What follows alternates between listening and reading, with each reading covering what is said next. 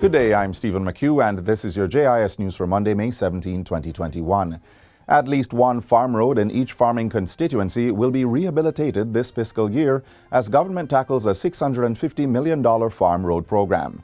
Minister of Agriculture and Fisheries Floyd Green says roads are selected in consultation with the members of Parliament and will benefit more than 2,000 farmers and farm families. Additional roads will be awarded from RADA's master list, which consists of recommendations from PMOs, Jamaica Agricultural Society groups, extension officers, and various stakeholders.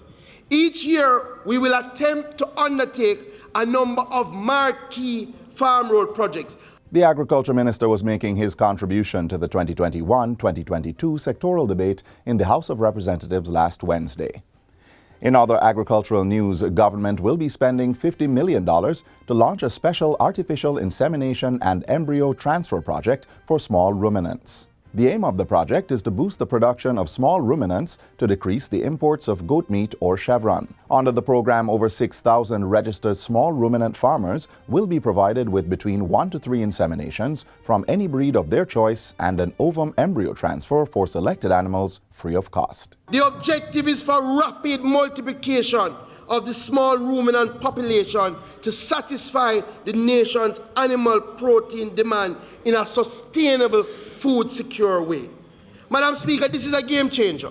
It will create a new face of our livestock industry, as through the application of new and existing technology, our farmers can rapidly expand production to ensure our country's food security. The Ministry of National Security is exploring the relocation of the Bull Bay Police Station following the development of the South Coast Highway project.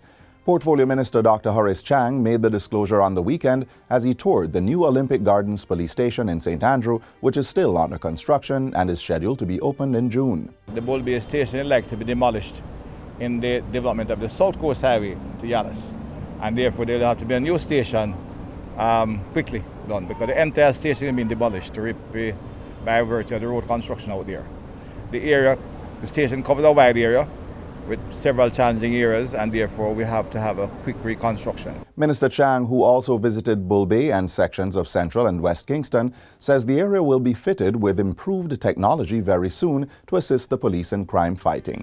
Meanwhile, Minister without portfolio in the Ministry of National Security, Matthew Samuda, says the Department of Correctional Services, DCS, will be employing a senior psychiatrist to ensure that inmates with mental illnesses are properly attended. Minister Samuda, who was addressing last Friday's sitting of the Senate, says it is part of addressing deficiencies in the medical unit of the Human Resource Department. We did have to carve out some funds and get some support from private psychiatrists to bring this up to date and to deal with this issue.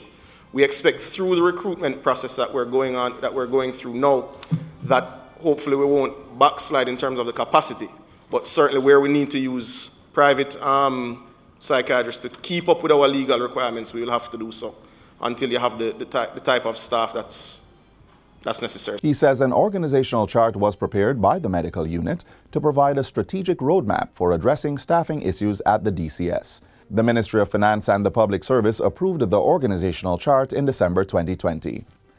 Minister of Health and Wellness Dr. Christopher Tufton is encouraging more persons suffering from lupus to register and access medication support provided through the public health system.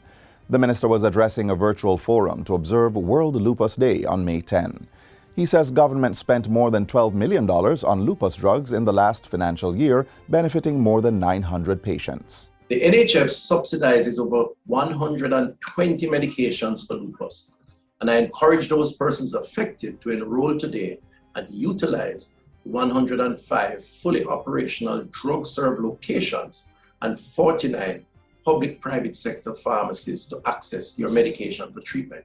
Lupus is a disease that attacks tissues in various parts of the body, leading to tissue damage and illness.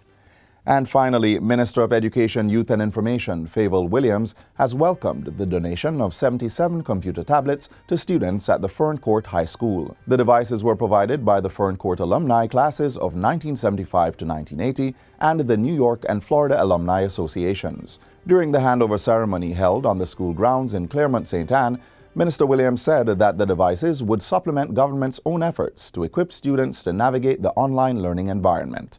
Minister Williams also participated in a tree planting exercise on the school compound. And that's it for JIS News Today. I'm Stephen McHugh. Thanks for watching.